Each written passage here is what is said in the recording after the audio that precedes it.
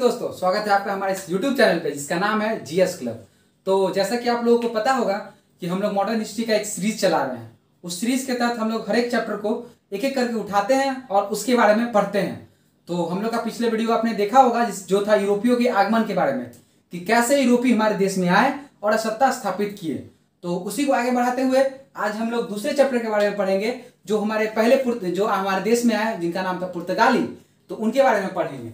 तो पुर्तगाली के बारे में पढ़ने से पहले मैं आपको इस चैप्टर का ओवरव्यू दे देता हूं कि जैसे क्या था कि आप लोगों को पता था कि होगा कि पुर्तगाली सबसे पहले हमारे देश में आए थे। पुर्तगालियों में कौन सबसे पहले आए? वास्को डी गामा सबसे पहले आए। कब आए? 1498 को पुर्तगाली में वास्को डी गामा सबसे पहले आए। उसके बाद बहुत सारे यात्री यहाँ पे आए और उसके बाद यात्री आने के बाद यहाँ पे एक कंपनी स्थापित हो गई पुर्तगालियों की, और उस कंपनी के लिए एक फैक्ट्री स्थापित हुई और उस फैक्ट्री की सुरक्षा के लिए बहुत सारे गवर्नर की नियुक्ति हुई। तो आज हम लोग इस वीडियो में उस फैक्ट्री कैसे स्थापित हुई, कहाँ कहाँ स्थापित हुई और कौन कौन से गवर्नर भारत में आए और उनकी क्या नीतियां रही पुर्तगाल के लिए भी और भारत के लिए भी, ये दोनों को मिला के आज हम लोग पढ़ने वाले हैं। और इस चैप्टर को मैं सिर्फ पढ़ा के ही नहीं, सिर्फ इसमें मैं मैप पे भी बताऊंगा कि मैप पे आप कैसे इसको समझ सकते हैं। तो चलिए आज हम लोग इस चैप्टर को शुरू करते हैं और सबसे पहले हम लोग पढ़ेंगे आज पुर्तगालियों के बारे में। तो सबसे पहला पॉइंट मैं आपको यहाँ पे दिखाता हूँ। यहाँ 4 पॉइंट लिखे हुए हैं। ये 4 पॉइंट मैंने स्पेशली लिखा है उन लोगों के लिए जिन्होंने हमारा पिछला वीडियो नहीं देखा है। तो पिछले वीडियो में हम लोगों ने पढ़ा था कि पुर्तगाली लोग में सबसे पहले वास्को डी गामा आए, कहाँ उतरे, वहां के जो मोरिन यहाँ के जो शासक थे उन्होंने इनका स्वागत किया। तो जो पिछला वीडियो नहीं देखे होंगे वो इस 4 पॉइंट से एक ओवरव्यू ले सकते हैं। मैं ये डिटेल नहीं बोलूंगा क्योंकि पिछले वीडियो में मैंने डिटेल पढ़ा चुका हूं। अगर मैं फिर से इस वीडियो में डिटेल पढ़ाने लगा तो ये वीडियो भी बहुत ज्यादा लंबा हो जाएगा। तो इसके लिए मैं आज ओवरव्यू के रूप में मैं बता रहा हूं, जिसमें से 4 पॉइंट है। प्रथम पॉइंट यह है कि 1498 को वास्को डी गामा कप्पुकटाबू कालीकट के तट पे पहुंचा था। डेट मैंने बता दिया था 17 मई 1498। और दूसरा पॉइंट है 1500 ईस्वी। 1500 ईस्वी में दूसरे यात्री जिनका नाम था पेड्रो अल्वारेज कैम्बेल, ये भारत पहुंचे थे। उसके बाद तीसरा पॉइंट 1502 में वास्को डी गामा फिर से भारत आया। अब मैं यहाँ पे एक नोट है जो एग्जाम में बहुत आता है। एग्जाम में एक क्वेश्चन आ जाता है बीच में कि वास्को डी गामा तीसरी बार भारत कब आए।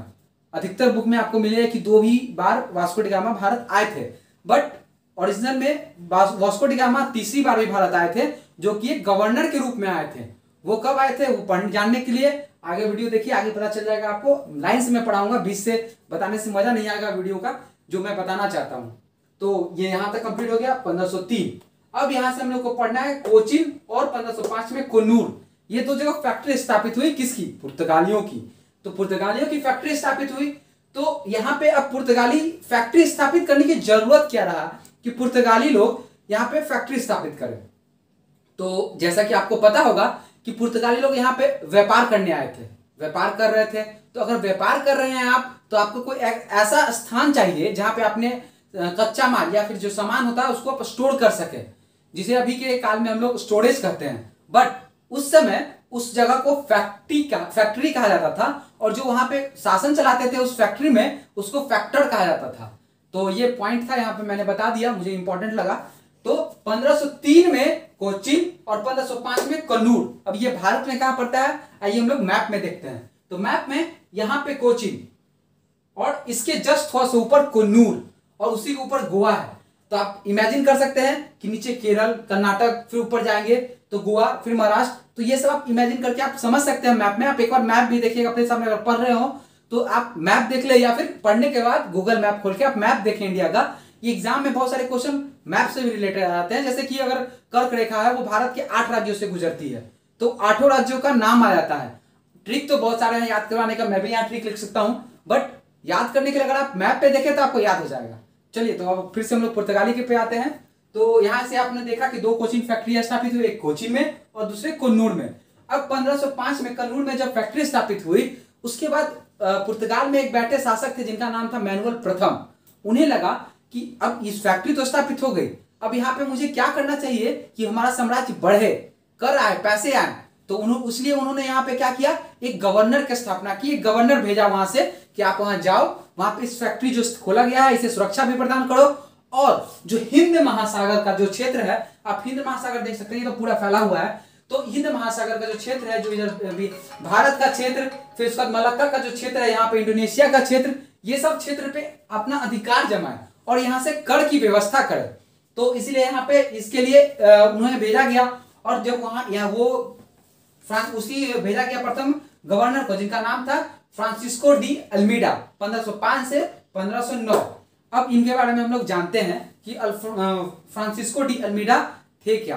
तो फ्रांसिस्को डी अल्मीडा जो आए थे, वो सबसे पहला क्वेश्चन एग्जाम के व्यू से यही आता है कि प्रथम पुर्तगाली गवर्नर जो भारत आए उनका नाम क्या था।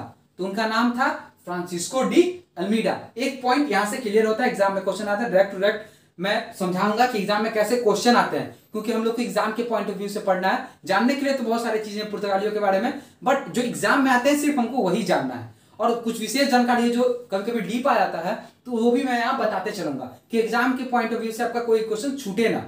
तो प्रथम पॉइंट ये हो गया कि प्रथम पुर्तगाली गवर्नर कौन थे। तो ये थे फ्रांसिस्को डी अल्मीडा, 1505 से 1509। और एक और पॉइंट यहाँ पे मैं बताना भूल गया आपको, ये जो डेट आप देख रहे हैं 3 साल का, 1505 से 1509, उस समय वहां के जो मैनुअल प्रथम शासक थे वो एक नीति बनाए थे कि अगर कोई गवर्नर भारत जाता है तो मात्र 3 साल तक ही वहां का गवर्नर बन सकता है, उसके बाद गवर्नर चेंज होते रहेंगे। हालांकि इसके बाद आगे समय जैसे ही आगे बढ़ा, गवर्नर चेंज होने लगे, तो ये समय जो अवधि बनाया गया था कानून, उसे हटा दिया गया। तो प्रथम गवर्नर फ्रांसिस्को डी अल्मीडा। उसके बाद इनकी नीति, जिस नीति की तरफ उन्हें भेजा गया था कि आपको हिंद महासागर पे अपना अधिकार जमाना है, यहाँ पे आपको अधिकार करना है, तो उसके तहत शांत जल की नीति अपनाई गई। शांत जल की नीति में क्या हुआ कि इस क्षेत्र पे जितने व्यापार हुआ करते थे, उस व्यापार पे कर लगाया गया। कर क्या था? कर था काटेज। एक वर्ड होता है काटेज, जैसे कि अभी आप टैक्स बोलते हैं, उसको उस समय काटेज बोला जाता था। काटेज मतलब टैक्स। और काटेज के साथ कुछ नाव ऐसे भी, कुछ समय ऐसे भी होते थे कि जब बेड़े भी जरूरत पड़ते थे, सहायक बेड़े, जो व्यापार करने के लिए नाविक जा रहे हैं, जो व्यापारी जा रहे हैं, उनके पीछे कुछ बेड़े भेजे जाते थे। वो 2 कारण से भेजे जाते थे, जैसे कि उसमें व्यापार करना है तो व्यापार तो आप कर रहे हैं, बट कुछ चीज प्रतिबंधित भी होते हैं, जैसे कि अभी के समय में नशीली चीजें प्लेन में जाना प्रतिबंधित होता है। उसी तरह उस समय मसाला और सोडा, ये 2 चीज था जिसका व्यापार करना प्रतिबंधित कर दिया गया था। क्यों? क्योंकि मसाला जो था, ये तो यूरोपीय जो पुर्तगाली थे, ये लोग व्यापार करते थे इसका, तो इस पे एक अधिकार चाहिए था उनको, इसलिए सबसे पहले उन्होंने क्या किया, यहाँ पे मसालों का व्यापार प्रतिबंधित कर दिया। उसके बाद सोडा। सोडा क्यों? सोडा, अगर आपको बुक आपने पढ़ा होगा तो आपको पता होगा, सोडा बारूद जो होता है विस्फोटक के रूप में काम करता था, जो बिहार से सबसे ज्यादा पाया जाता था सोडा। तो सोडा और क्या मसाला, ये 2 चीज प्रतिबंधित कर दिया गया था। तो लोग इसका व्यापार ना करें, इस चीज को देखते हुए कि लोग इसका व्यापार कहीं हो, ये भी हो सकता है कि छुपते हुए ये लोग व्यापार कर ले इसका। इसके लिए सहायक बेड़े का प्रबंध किया गया कि व्यापारियों के साथ सहायक बेड़ा भी जाएगा। ये तो हो गया पुर्तगालियों के व्यू से कि वो लोग क्यों सहायक बेड़े दिया करते थे। बट अब व्यापारी के व्यू से देखा जाए तो उन लोगों को बताया गया कि ये सहायक बेड़े आपको इसलिए प्रदान किए जा रहे हैं क्योंकि ये जो क्षेत्र, जो अफ्रीका का जो क्षेत्र था, उस समय बदनाम था। बदनाम क्यों था? क्योंकि यहाँ पे जैसे ही लोग जाते थे तो यहाँ पे बहुत सारे चोरी, लूटपाट, समुद्री लुटेरे बहुत अधिक यहाँ हुआ करते थे। तो इसके तहत यहाँ सहायक बेड़े भेजे गए। उस बेड़े में क्या किया जाता था, कुछ सैनिक भेजे जाते थे। वो सैनिक देखते थे कि ये लोग व्यापार किसी निषेध चीज का व्यापार तो नहीं कर रहे, जैसे मसाला और सोडा, और क्या करते थे, इनकी सुरक्षा ही प्रदान करते थे। और सुरक्षा क्या प्रदान करते थे? पुर्तगाली ही उस समय लूटा करते थे, और एक बहाना हुआ करता था उनका कि मैं आपको लुटेरों से सुरक्षा प्रदान कर रहा हूं, जबकि लुटेरे तो वही हुआ करते थे। तो ये रहा इस ब्लू वाटर पॉलिसी का एक व्याख्या कि वो ब्लू वाटर पॉलिसी था क्या। तो अब आगे बढ़ते हम लोग। इसके बाद इनका जब व्यापार स्थापित हो गया तो कुछ तो, अगर आपका व्यापार आगे बढ़ रहा है तो उसके साथ कुछ आपको दुश्मन ही पैदा होंगे। तो उसी के तहत एक आए क्या, संयुक्त मुस्लिम बेड़े। उसमें क्या हुआ, इन्होंने कानून, इनका पुर्तगालियों का कानून मानने से मना कर दिया कि हम लोग टैक्स नहीं देंगे, हम लोग जैसे व्यापार कर रहे थे उसी तरह से व्यापार करेंगे। तो व्यापार करने के लिए इन्होंने क्या किया, अब 3 गुजरात, मिस्र और तुर्की, ये तीनों ने व्यापार करना स्टार्ट कर दिया। तो इन्हीं के क्या हुआ, अब फ्रांसिस्को डी अल्मीडा वहां पे गवर्नर थे, इन्होंने बिना कर दिए व्यापार कर रहे थे। तो इसके तहत क्या हुआ कि व्यापार करने के लिए सबसे पहले तो ये लोग जैसे ही पहुंचे वहां पे तो इनके बीच युद्ध स्टार्ट हो गया। ये लोग बोले हम लोग कर नहीं देंगे, और पुर्तगाली बोले कि कर तो लेंगे ही लेंगे। तो इसी के चलते चौल के समीप, जो मुंबई महाराष्ट्र से 60 किलोमीटर नीचे है, यहाँ मुंबई महाराष्ट्र है, उसी के 60 किलोमीटर नीचे चौल जगह पड़ता है। आप याद भी कर सकते हैं चौल का युद्ध, क्यों याद कर सकते हैं कि चौल, आप महाराष्ट्र का जो चौल होता है वो अत्यधिक फेमस है चौल, तो उसे याद कर सकते हैं। तो चौल महाराष्ट्र के 60 किलोमीटर नीचे पड़ता है, चौल का युद्ध। उसके बाद चौल के युद्ध में कौन कौन थे, तो एक तरफ पुर्तगाली थे, दूसरे तरफ कौन थे, संयुक्त मुस्लिम बेड़े, गुजरात, मिस्र और तुर्की। इसमें क्या हुआ कि जो पुर्तगाली गवर्नर थे वो पराजित हो गए, तो इन्हें इसमें बहुत अत्यधिक लॉस हुआ। इस लॉस में एक सबसे महत्वपूर्ण चीज था इनके पुत्र की मृत्यु। इनका पुत्र भी इसी युद्ध में मारा जाता है। अब इनके पुत्र का जब मृत्यु हो गया तो इनसे इनको बहुत ज्यादा आघात पहुंचा, और इसी आघात को पूरा करने के चक्कर में ये बदला लेना चाहते थे। इसी बदले के चक्कर में उन्होंने, जब 1509 में उन्हें वापस पुर्तगाल भेजे जाना था, तब उन्होंने क्या किया, संयुक्त बेड़े पे फिर से आक्रमण किया और इस बार उन्हें परास्त किया और उनका सत्ता पूरी तरह खत्म किया। यहाँ तक हमने पढ़ा क्या, पुर्तगाली गवर्नर, प्रथम पुर्तगाली गवर्नर फ्रांसिस्को डी अल्मीडा के बारे में। अब हम लोग पढ़ेंगे द्वितीय गवर्नर जो थे अल्फांसो डी अल्बुकर्क। अब इनके बारे में हम लोग को जानना है कि ये क्या किए क्या नहीं किए। सबसे महत्वपूर्ण बात इसमें आते हैं, सबसे महत्वपूर्ण क्वेश्चन कि पुर्तगालियों का वास्तविक संस्थापक किसे कहा जाता है।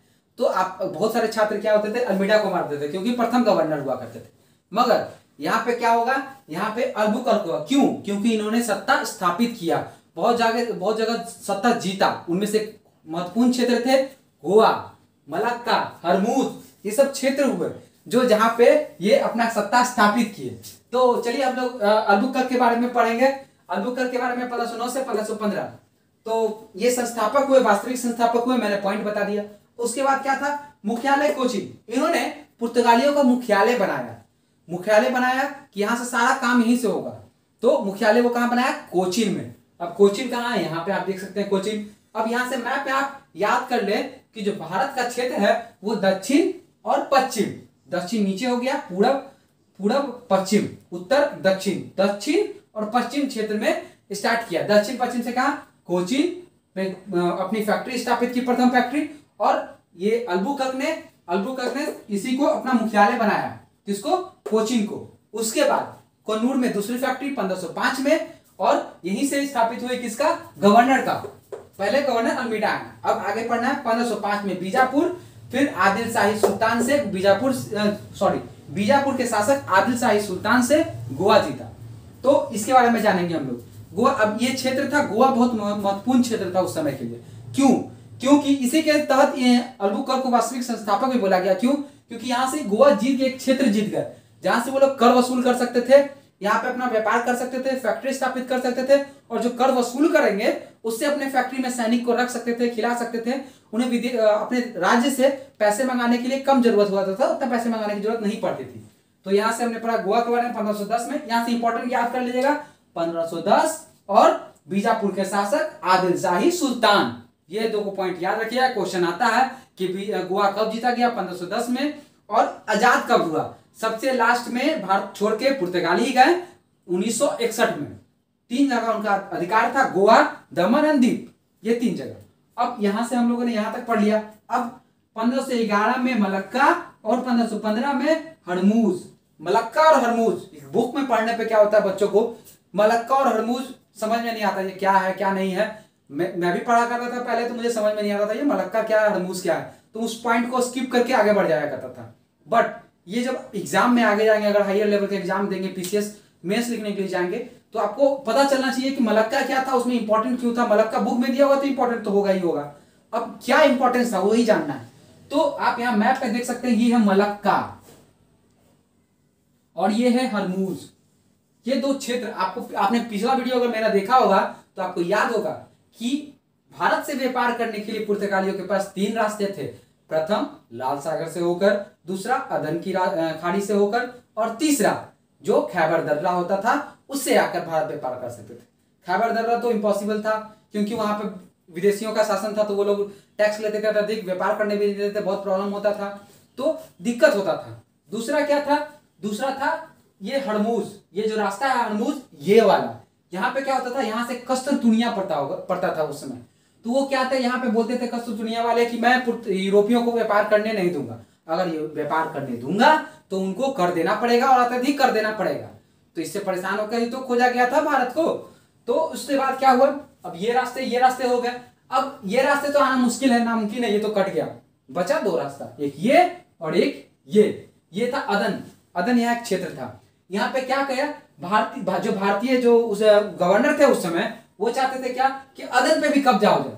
तो मलक्का और इस पे तो कब्जा कर ही लिए थे वो लोग। हरमुज पे, हरमुज का इंपॉर्टेंट, सॉरी मैंने नहीं बताया, हरमुज क्या था, यहाँ से भारत आने के लिए, व्यापार के लिए रास्ता लिया करते थे। तो यूरोपीय तो इस रास्ते का प्रयोग नहीं कर पाते थे, क्यों, क्योंकि कस्तूनिया बोलता था मैं व्यापार करने नहीं दूंगा। अब इस पे अधिकार करने के बाद ये लोग व्यापारिक दृष्टि से इनको कुछ फायदा नहीं हुआ, बट कस्तूनिया का इन्होंने कमर तोड़ दिया। क्यों, क्योंकि ये लोग व्यापार करते थे भारत से, और इसी व्यापार के तहत मसाले जो लेके जाते थे पूरे यूरोप और अलग क्षेत्रों में बेचा करते थे। तो यहाँ पे इन्होंने व्यापार से मना कर दिया कि अब आप लोग भी व्यापार नहीं कर सकते हैं। तो जैसे आप लोगों ने देखा यहाँ पे पैक हो गया, यहाँ पैक हो गया। अब बचा अदन। अदन की खाड़ी के पास इन्होंने सोचा कि अगर हम लोग अदन पे भी कब्जा कर लेते हैं तो सारा व्यापार एकाधिकार मेरा हो जाएगा पुर्तगालियों का। इसलिए इन्होंने यहाँ पे आक्रमण किया, बहुत बार आक्रमण किया, बट फिर भी अदन को जीत नहीं पाए। तो ये यहाँ पे स्टोरी था इसका। आपने पिछला वीडियो अगर नहीं समझ में आया होगा तो मेरा पिछला वीडियो आप जाके देखिएगा, प्लेलिस्ट में मिल जाएगा, तो आपको डिटेल में इसके बारे में पता चलेगा कि क्या था क्या नहीं था। तो इस वीडियो में मैं ज्यादा इसके बारे में नहीं बता रहा हूं, क्योंकि मैंने पिछले वीडियो में इस पर पूरा एक विशेष जानकारी के रूप में मैंने बताया है। तो अब मैं आगे बढ़ता हूं। यहां से हो गया अब भारतीय से विवाह की नीति।